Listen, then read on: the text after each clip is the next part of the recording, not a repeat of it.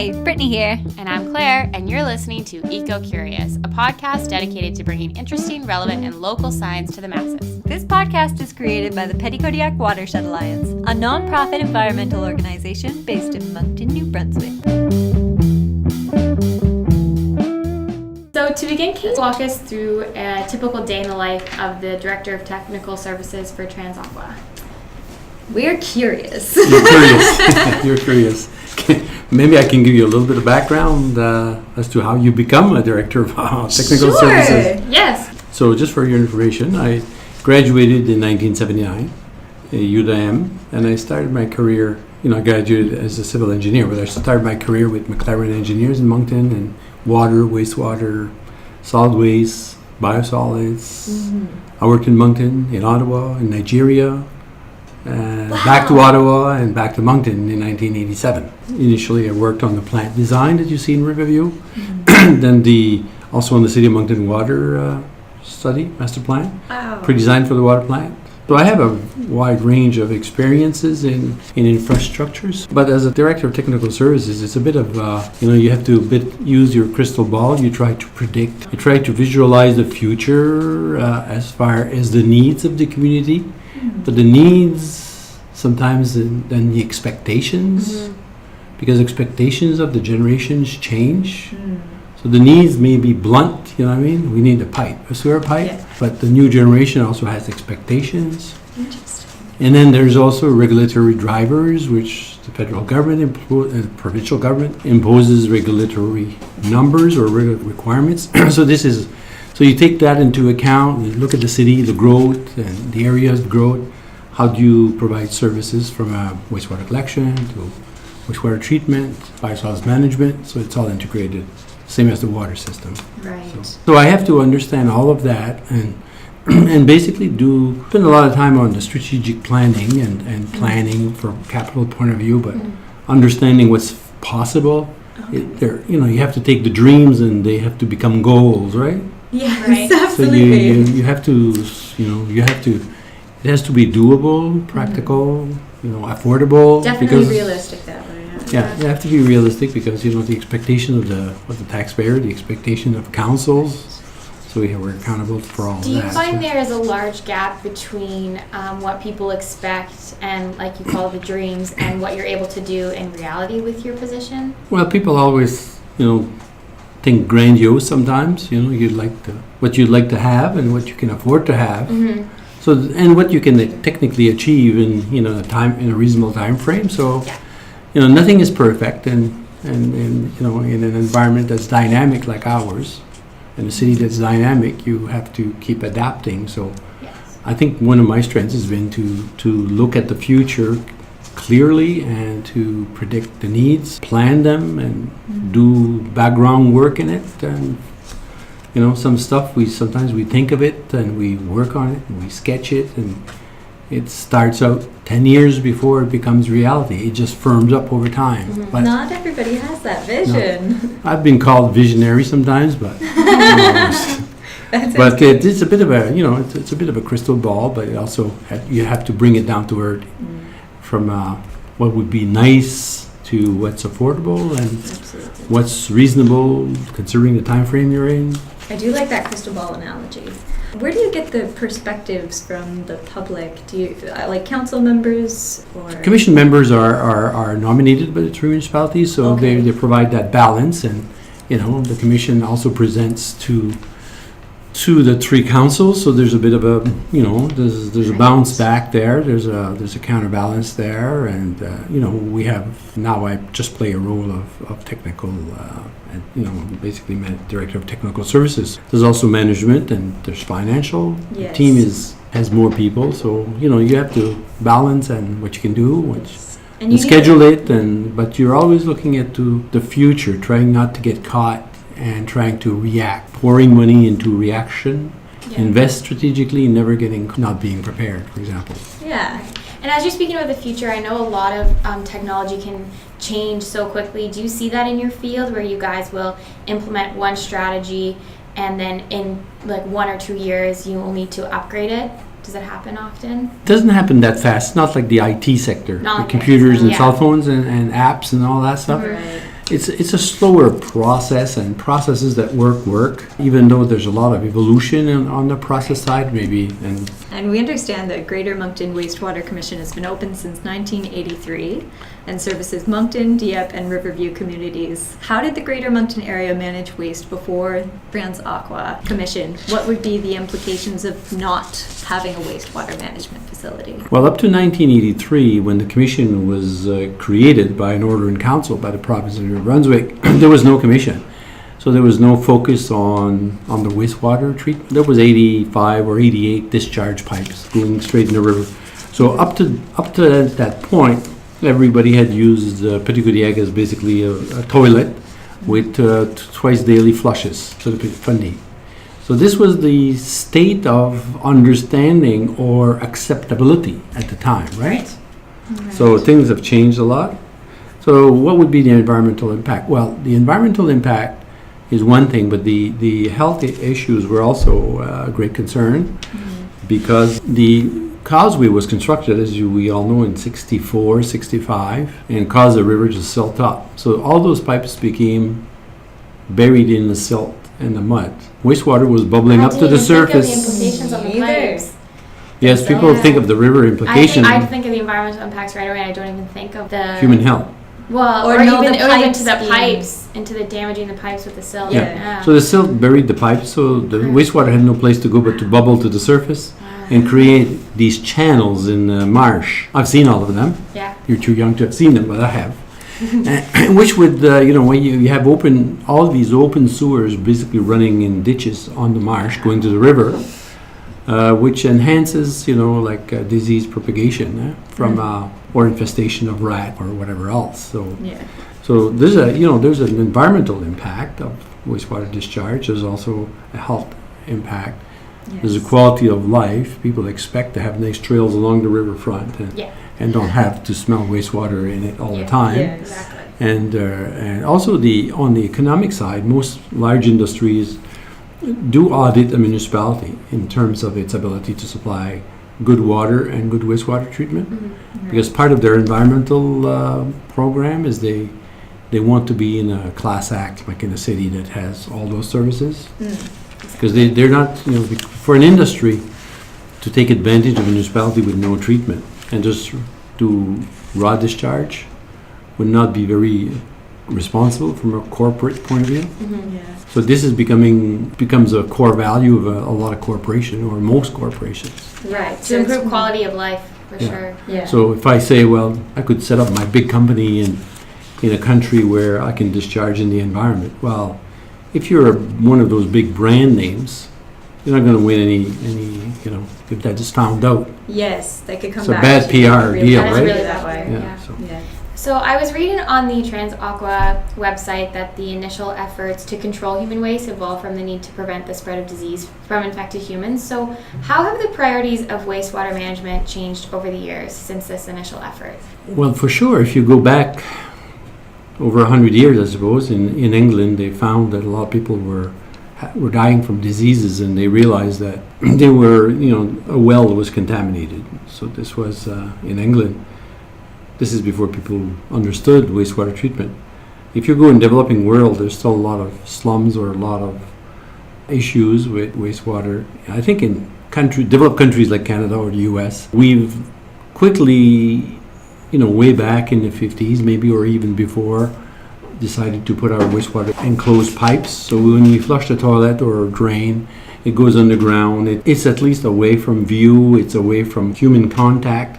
And so it discharges in a water course somewhere, which is not environmentally sound, but at least that was like the first focus.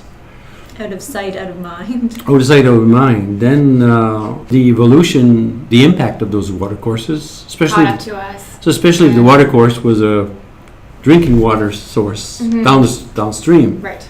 So those impacts started to require some form of treatment. So a lot of small municipalities used to do the lagoons. Initially, they were just a pond, right? And that provided some treatment. And for bigger centers like Ontario, because of the Great Lakes, because of all the war machinery after the war, and the pollution on the Great Lakes, couldn't do it in lagoons because of population, so they instituted rapid deployment of large mechanical plants. Initially, they were like primary plants focused on screening the rags and sticks and stuff and grit removal, sand and settling solids. And then that gradually, the knowledge advanced gradually for people to start building biological processes, which really is an activated sludge we call, which is really an aerated tank. Okay, so you aerate the wastewater, mixed liquor, and then you settle the solids, and the overflow meets regulation, and you recycle the biomass, and so it's a biological process. So that's been evolving. Now we're into more generations of that, which is really a biological process, but enhanced.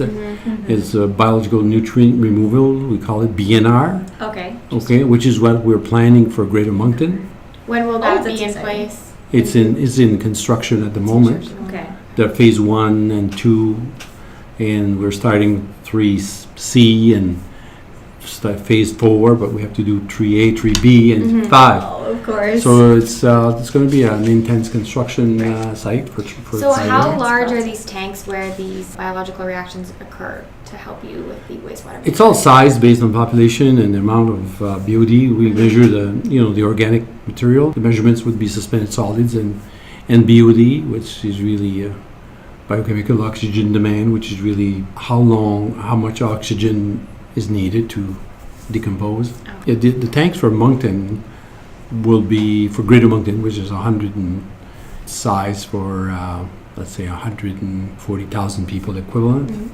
Those tanks will be somewhere in the vicinity of 50,000 cubic meters. Wow. So the bioreactor, and then we have the clarifiers, Okay. and then we have the preliminary treatment and the pre-treatment and the primary treatment, and then the Yeah, you're right. bioreactor. This is a That's quite a massive complicated process. Yes, it's very complicated. But it's impressive, like incredible. So what is how does the wastewater process at TransAqua currently work? Like what are the centrifuges and how do they work? The centrifuges are associated to the biosolids, which is a slightly different subject. Okay. So the process at TransAqua, initially the focus in the 80s was to install an interceptor sewer. Okay, so which was to intercept all those pipes going to the river, 88 pipes or so. So you needed to intercept them and then bring them to a central point. So which meant some pumping station and some deep sewers, some tunnels, and there's a tunnel right around the traffic circle going right underneath the superstore, Oh, okay. Oh, interesting. right? Between the piles of the superstore. Ah, yes. Okay, so there's about 32, 33 kilometers of collector sewers that we own, that the commission owns, Yes. and 10 pumping station, the one in 9 pumping station, then a very large pumping station at the treatment facility, which is a central focal point of all the wastewater arriving. It's over 100 feet deep, over 30 meters deep. The motors are 450 horsepower. The pumps can move 1,000 liters cubic per second. What was Cubic the meter per horsepower second. again? 450, which is actually pretty efficient Awesome. considering each pump, there's 4, can move, basically think of 1 ton per second. So if you count in 1 minute, you've moved 60 tons. It's almost like So which is unimaginable. two very large trucks Okay. of gravel Yes. would be 60 ton per minute. Yeah, Per minute. 1 ton per second. So it's a lot of volume. So the plant was initially designed for advanced primary process, which means preliminary treatment, which is screening, rags, garbage, sticks, grit removal, sand, grit, which is really road drainage and so on, Right. Okay. followed by primary settling, solid settling. So think of a jar. I mean, take a glass, let's say, and put a spoonful of sugar, and then put a spoonful of clay, okay, and mix it all up, right? So if you leave it overnight on your counter, what will settle by the morning? The clay will be in the bottom. Where is the sugar? It will be in the water. So the primary process actually removes the settleable solids. Okay. Now, what's in the water is dissolved, Yes. the sugar. It's not going to settle out. You can dry it out, which is a bit expensive, or you can biologically decompose it or use bacteria that are in the environment to basically consume the use it as a nutrients. nutrient source. Yeah. Yeah. So, And extract it Interesting. that way. so we have a primary process, which is basically settling solids. And then the alkaline and centrifuge and biosolids is a different subject, but on the wastewater, that's where we are today. So we've been studying, we looked at processes in 2003, and then started looking very hard in 2010, followed by some studies and evaluation of processes from all kinds of processes, including membranes and conventional processes, suspended growth and all kinds. There's all kinds of technologies to enhance the process.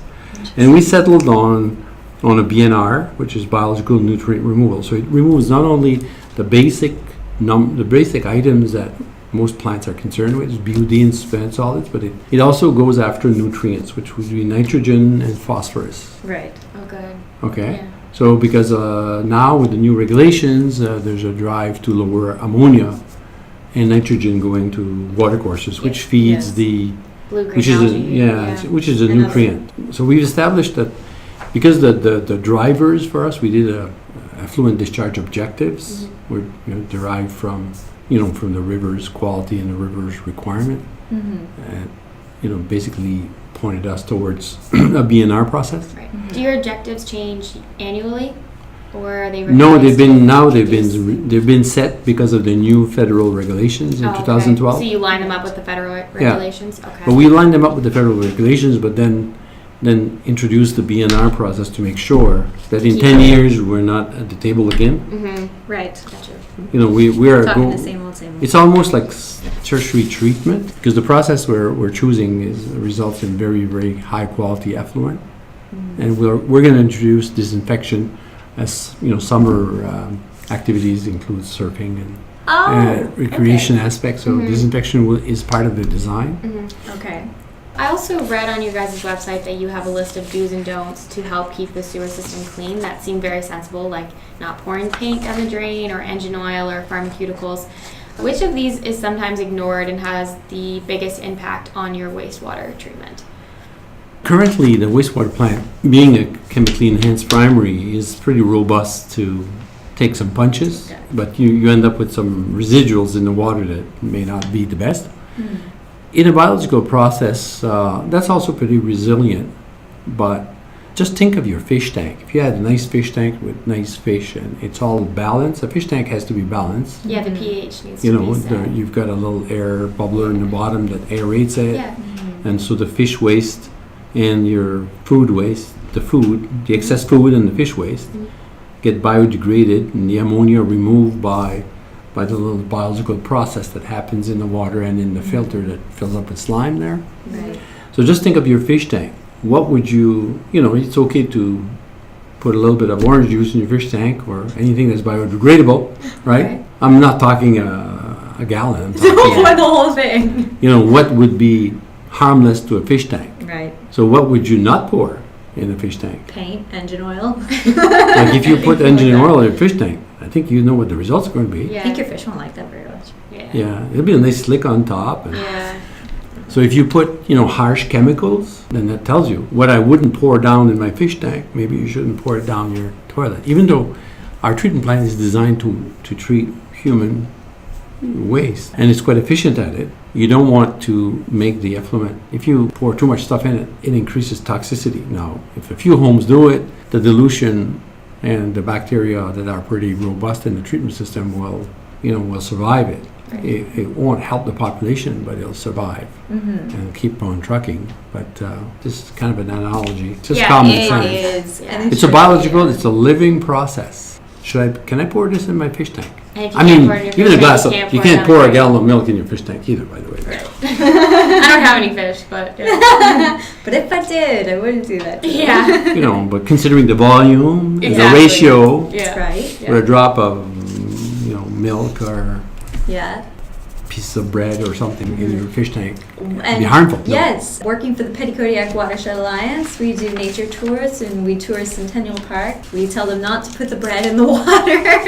Yeah. If there's too many nutrients, it's not good. Exactly. Yeah. On that subject, we actually had another interview with Dr. Chasson, who is in the process of studying cyanobacteria in the Moncton drinking reservoir off of Turtle Creek. We were wondering, is TransAqua facilities being affected by the blue-green algae blooms? No, because the process really is process takes place in about 12 hours, and the bioreactors are high solids, and there's a lot of other bacteria. We're more worried about non-desirable bacteria growing rapidly in the bioreactor, like filamentous bacteria and so on. Right. But if we keep the bioreactor nicely balanced and the right populations, there's not enough really light to go through.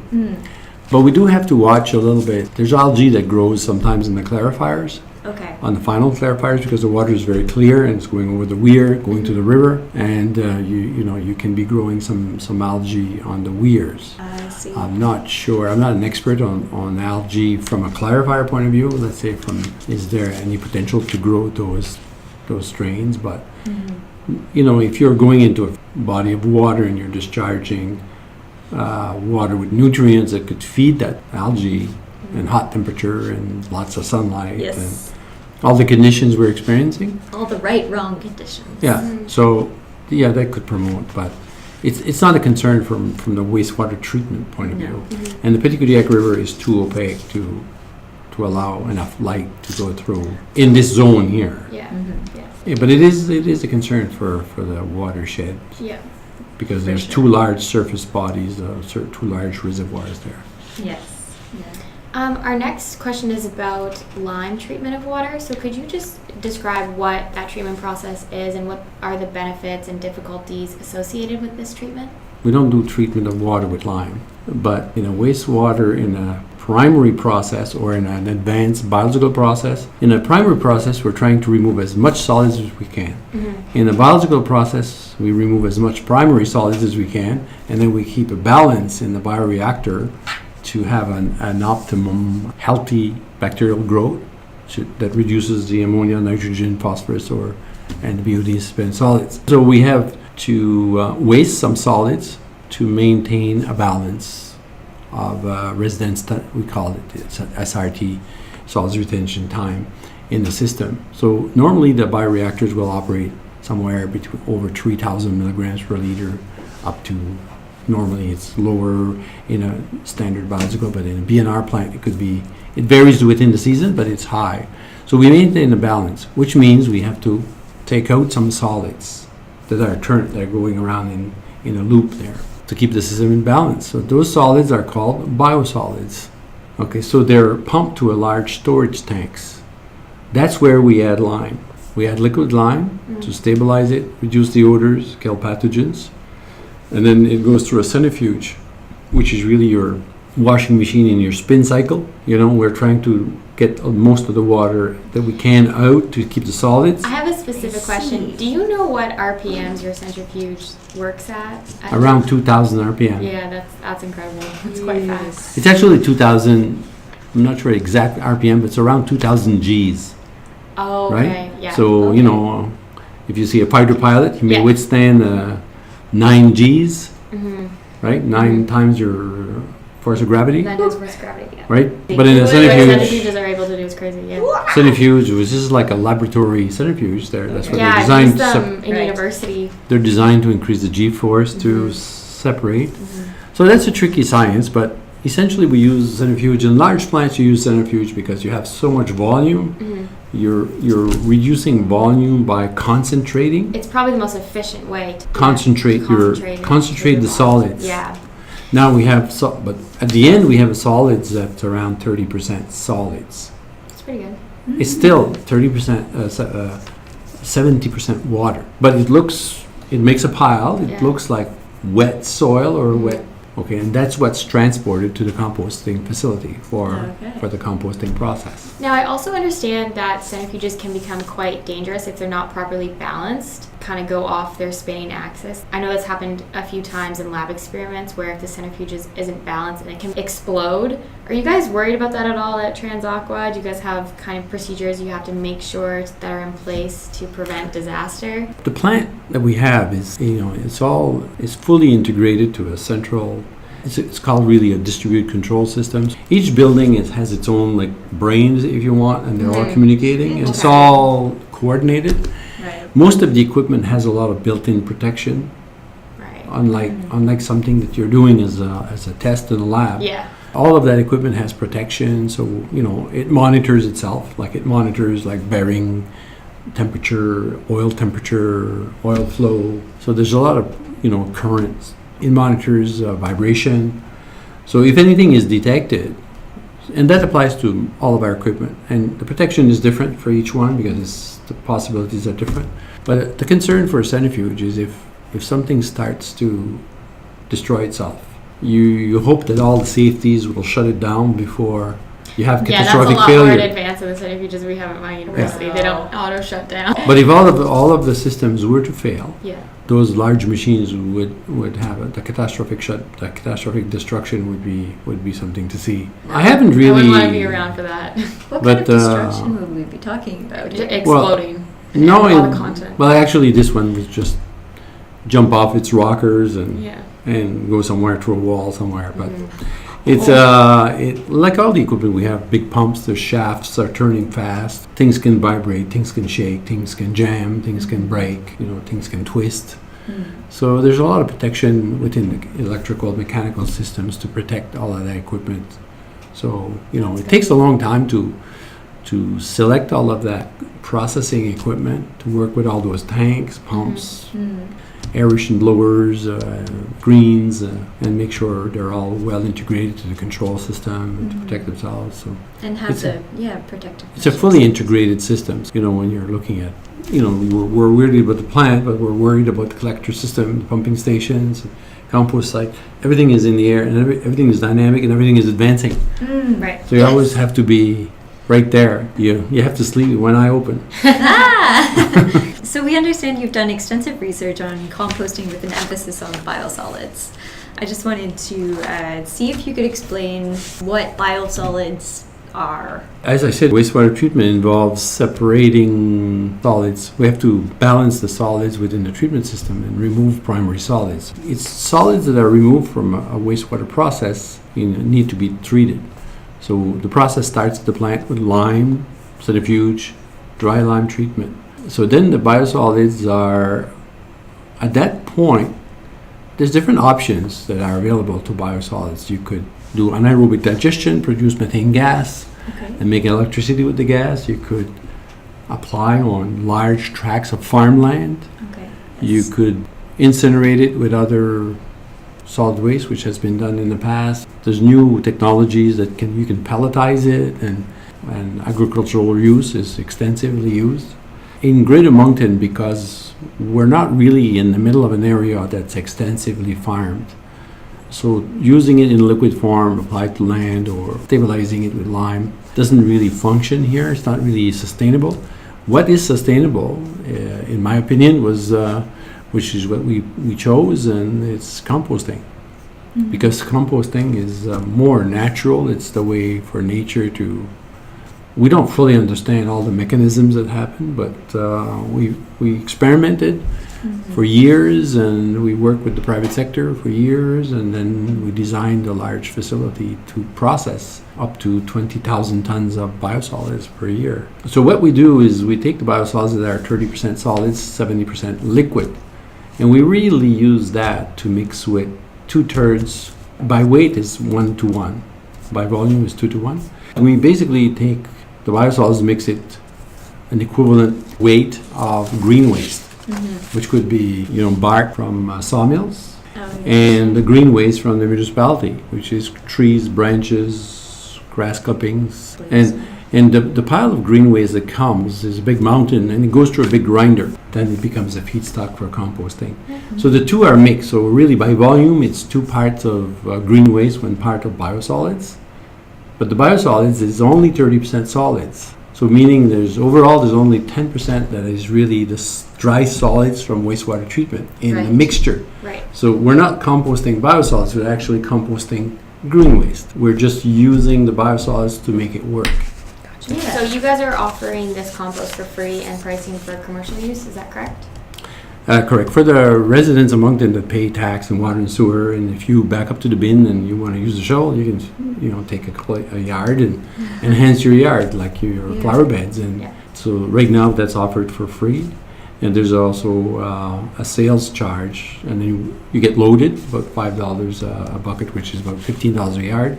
And that's the same price applies to contractors and soil blenders. People use it to blend topsoil, and that has a benefit because whatever soil you create, you don't strip farmland. Are many local agricultural farmers buying this product? Farmers don't typically buy a lot. We have worked with some farms. We have we have used it to close the landfill in Moncton. We've used it to close the landfill in Sackville. The final cap. We've used it on some golf courses in Hillsborough and on Caledonia. It's been used on some farmland in South Branch and Hill, in this area as well. Over the years, farmers, the ones that have used it, like the result, but sometimes it's a question of being the affordability Yeah. and the volume that they need to deal with. Yes, of course. Sometimes their crop timing is such that they prefer putting a fertilizer in. But more and more farmers are using compost because they're trying to get the soil health back. Yes. Not stripping the soil from Right, the nutrients every year. Yeah. So, but it is for Moncton. It was, I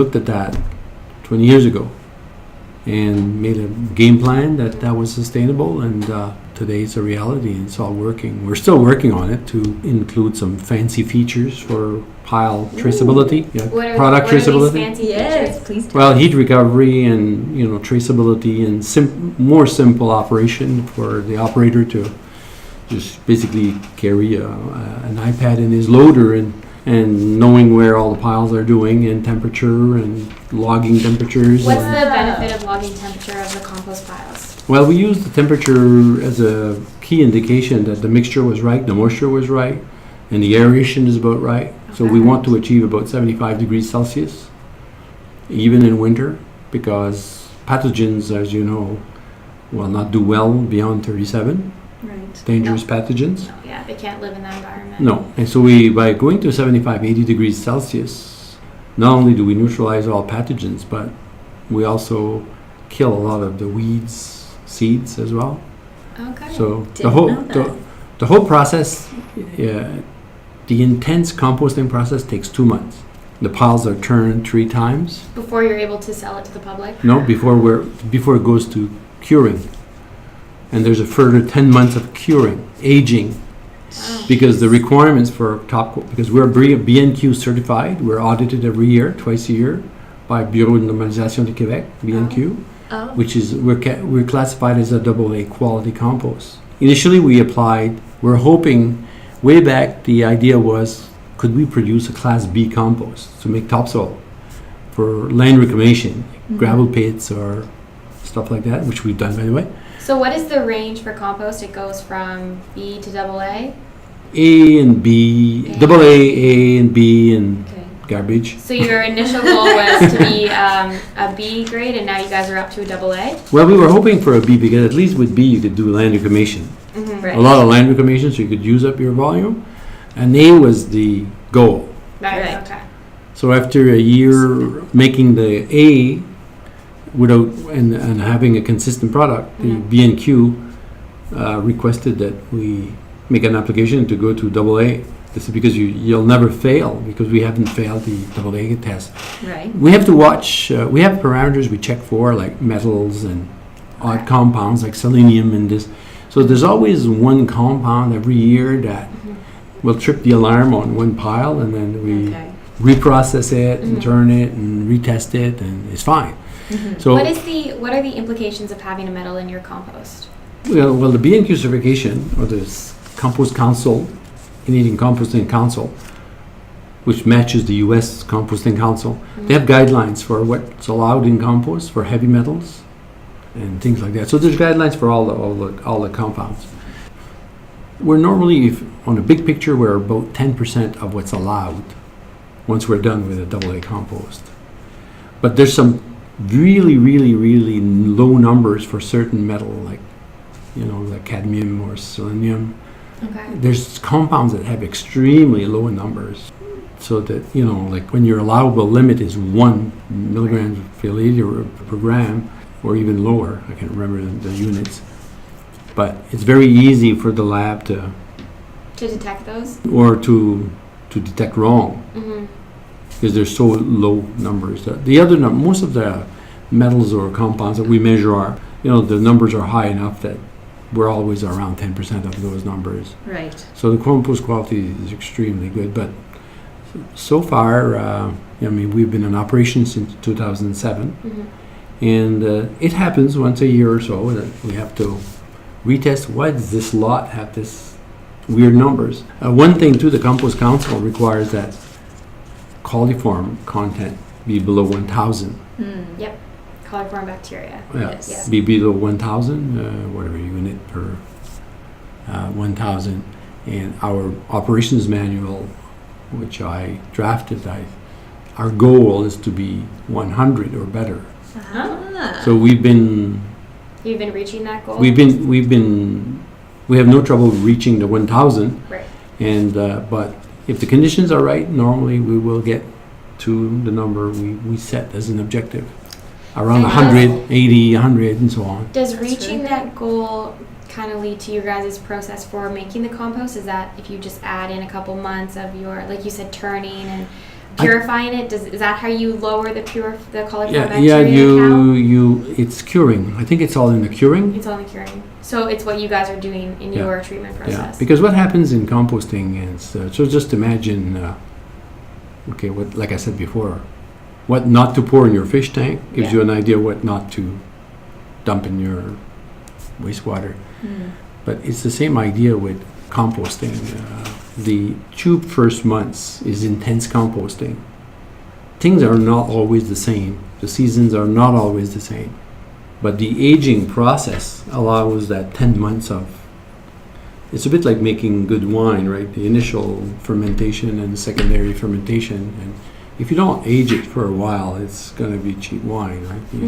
You want the stability there. It continues to work.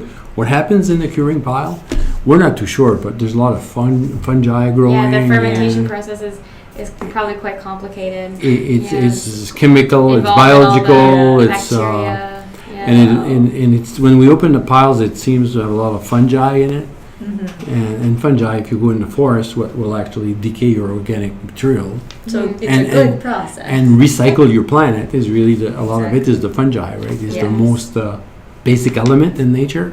Of course. So sometimes in engineering, we try to throw big machinery at stuff and big shafts and big motors But you and just try need to time. brute force. In composting, it's just everybody relax. Just let nature do the work for it's free. Yeah. So we use low energy. We use very low energy, small fans, Well, that's timing, control system. Gives a shot of oxygen once in a while. Keeps it aerobic, and Right. let time, and then the pile traceability will allow the operator to do a job. It basically will manage each pile, which becomes a lot. So the lab work will be attached to that. You'll click on that. You'll get the actual date it was created and temperature profile, and it helps the operator. It reminds the operator when it's due to be turned. And that's what you're in the process of trying to implementing. add the fanciness and the iPads to the step. Right. Making it simpler. Making it simple. Yes. Some composting processes are too complicated.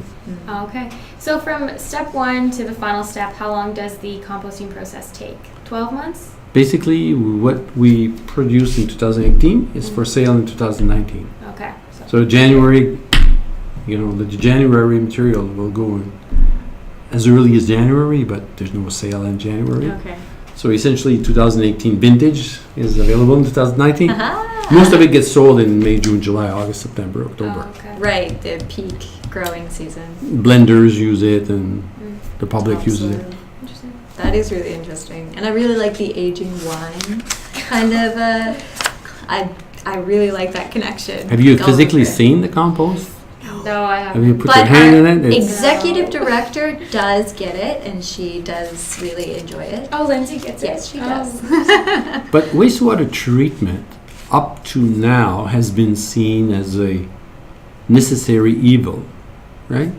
It's like, well, we have to do it because, and we have to spend money, and it's taxpayers' money, and it's costly, and Mm-hmm. but wastewater treatment, wastewater collection and treatment, in the future will likely be, in more in other places than Moncton, but a full resource recovery. Yes. Because you collect the wastewater, so what do you have at the end of the treatment? Well, you could have clean water on one stream, which could be pumped to the forest that feeds the head pond of Turtle Creek. Mhm. Let's say Yes. in 75 years from now, Yeah. there's a shortage of water, that's where it's going. Yes. Our treatment level is suitable for that after the simple filtration.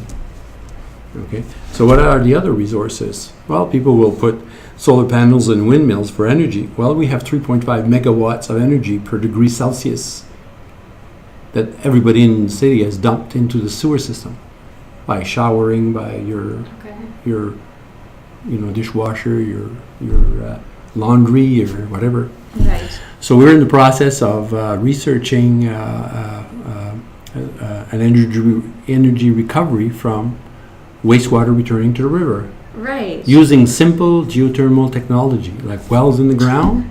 It's like groundwater heat. Mm-hmm. Wastewater heat is the same thing. What we're working on is a plan to heat the whole plant with wastewater energy.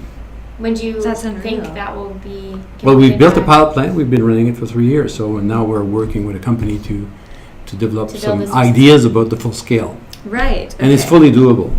So your wastewater treatment plant is actually quite environmentally friendly Yeah. with all the energy you Mhm. use for your Very composting sustainable. treatment, and Yeah. now this. This energy. heating. Yeah. Now, on the biosolids, Yeah. technically on biosolids, people will sometimes do digestion, right? Anaerobic digestion, energy recovery. So the gas can be burned in an engine to make kilowatts, electrical energy to drive motors. So that's Right. something we're not doing yet, but it's possible we can do. That's also on the table. Everything is on the table. Everything's on the table. Now, the next item is to make compost, which is we're doing. Mm-hmm. And we're enhancing the compostability of green waste, right? Oh, So okay. we're actually promoting green waste composting.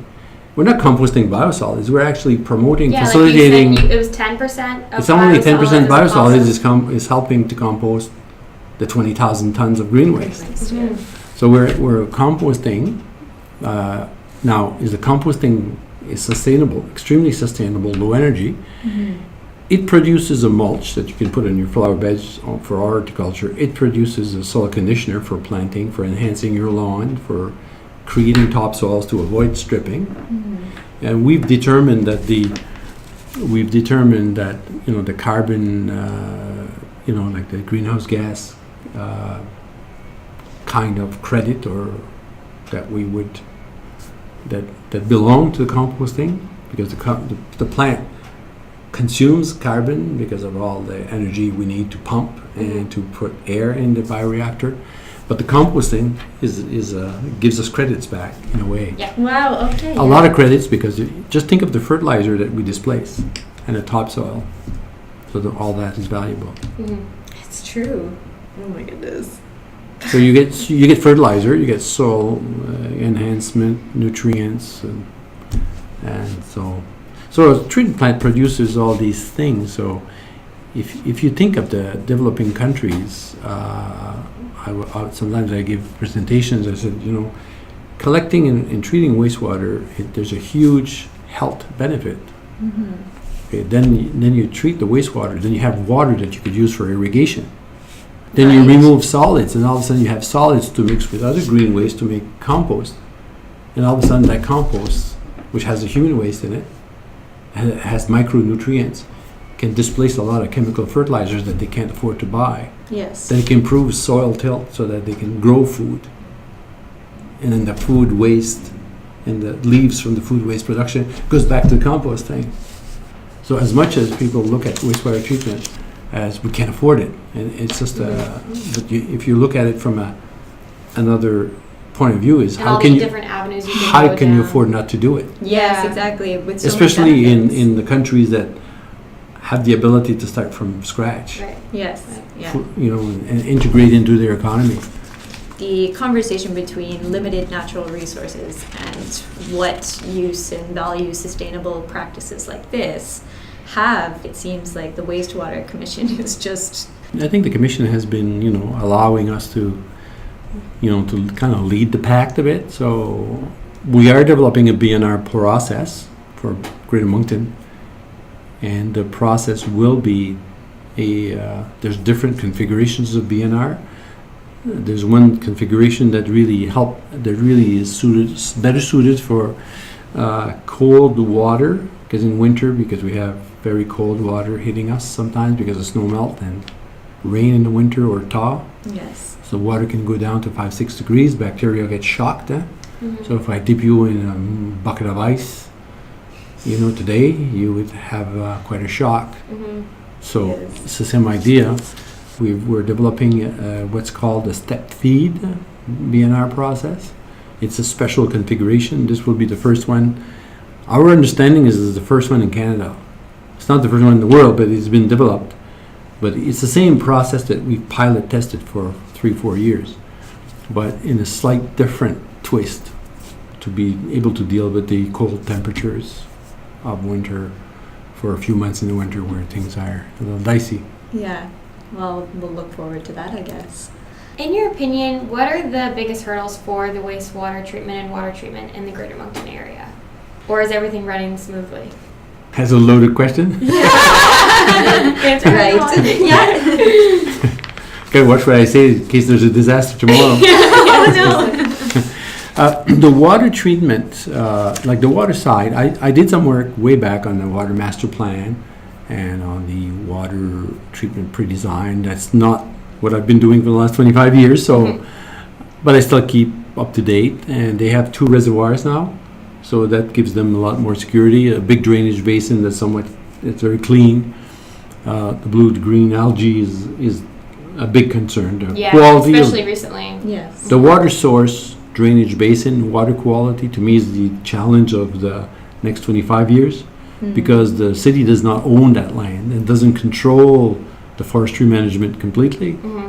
So that is where the challenge will be. It's just to make sure that it's a sustainable water quality, watershed protection, and there's lots of regulations to protect it, but good forestry practices, prevention of algae blooms and stuff like that, careful, removal of forests or trees, and good forestry practice will help that. Their distribution system has been beefed up over the years. The distribution system is very robust now with several elevated tanks. So Greater Moncton is in a good position, I think, from my point of view, on the water side. That's good. A good treatment system. It's good to hear. It's really good to hear. On the wastewater,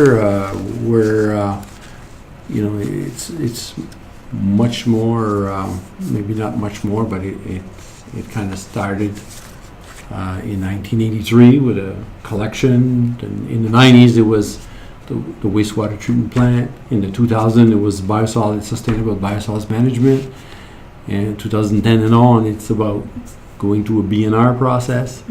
So we're also very, very well positioned, deploying the collector system to meet the future growth areas. And there's some challenging projects ahead from collection point of view, getting around some combined areas of the old Moncton.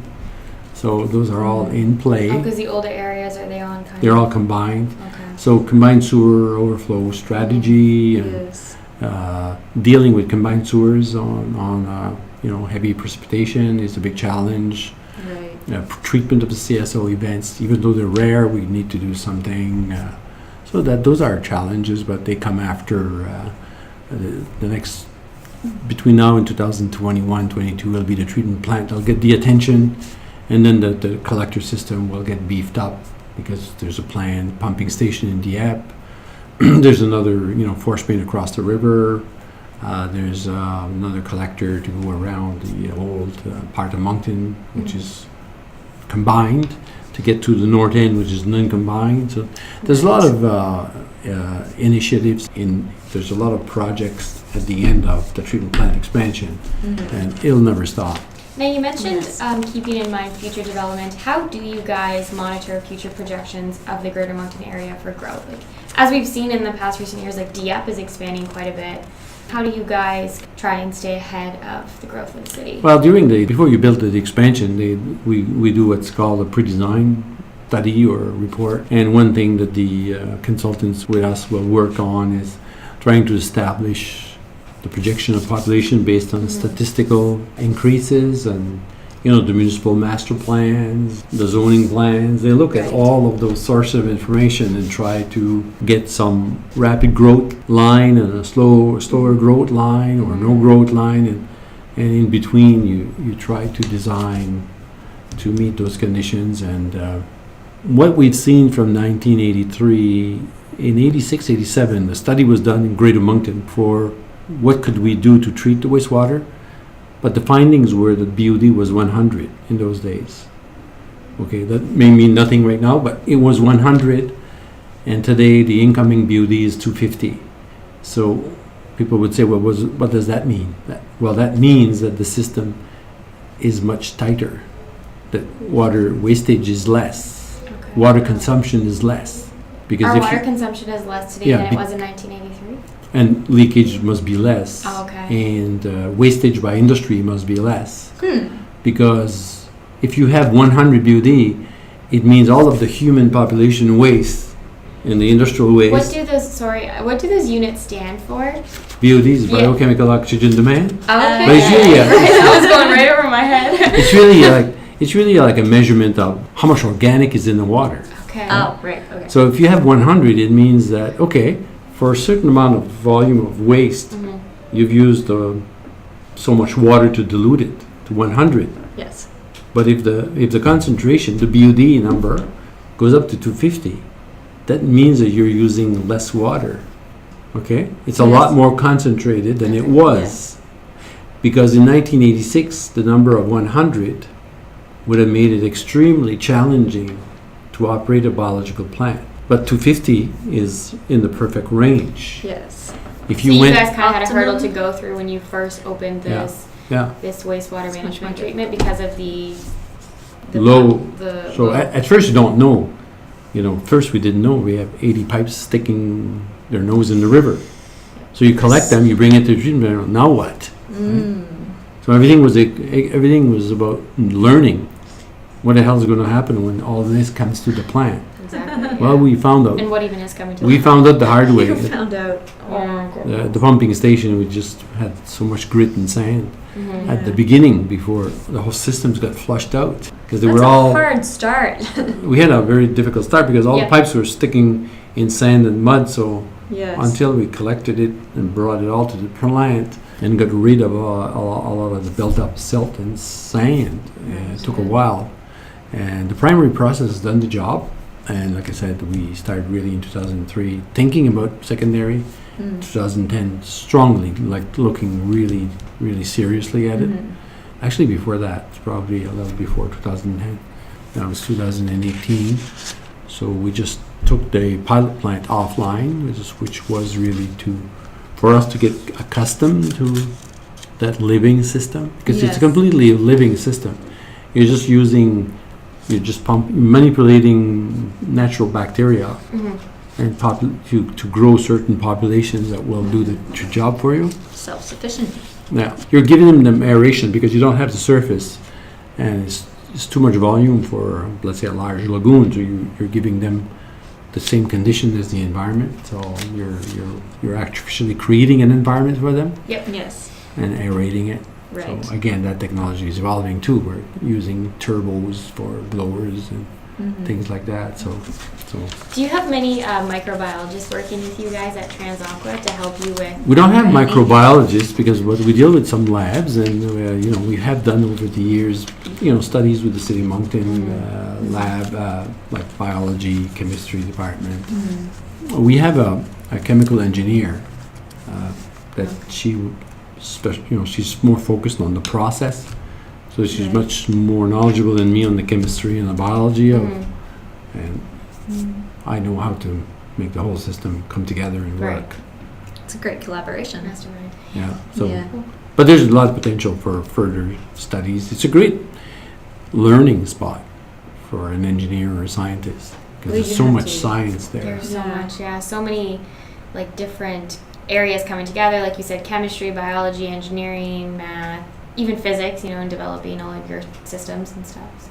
And like you said, the adaptations you've had to go through and the foresight you have to have is also very incredible. Yeah. To the future. So anyway, so that's a crystal ball.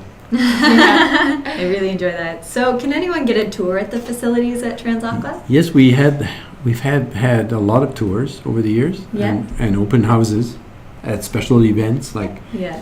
the opening of a certain section of the plant. Okay. We have an open house opening. We have a compost week in the spring. We have an open house at the compost site. Oh. Compost week. Oh, really? The treatment plant is a bit challenging right now because every area of the plant, except for a few areas, except for 2 buildings, are under construction. Right. So, with the new and we require, PPE. So it's challenging for schools, let's say, to book a tour because technically we can't even walk through the plant. So this is something we're trying to resolve as soon as we have maybe phase 1, phase 2 complete. Right. But we're into a 2-3 year expansion project. So I think on the website there might be a place there to request a tour. We still do tours. Right. People want to do a tour, but Of course. it's more challenging for, let's say, groups like kids from school Yes. because we have to provide all of the safety equipment that they need. And in the construction zone, we have to bypass. So. Oh, that was so cute! Like a safety group of kids equipment. with little hard hats on. Oh, that's sweet. Yeah. I think something that's we'll, cute. All right. so something on we're the considering website. anyway. Yeah. Yeah. How to adapt to that. So. Absolutely. Yeah, exactly. But looking forward to phase 2 and 3 and okay, well, we've covered all the questions Yes. we've had. Thank you and- so much for your time. I You're learned a welcome. lot. so much. I have to. But I'm not coming from an engineering background, so I was just Yeah. it was very interesting. Yeah. Yeah. Yes. Welcome. We're really thrilled with Yeah. it. Thank you. Yeah.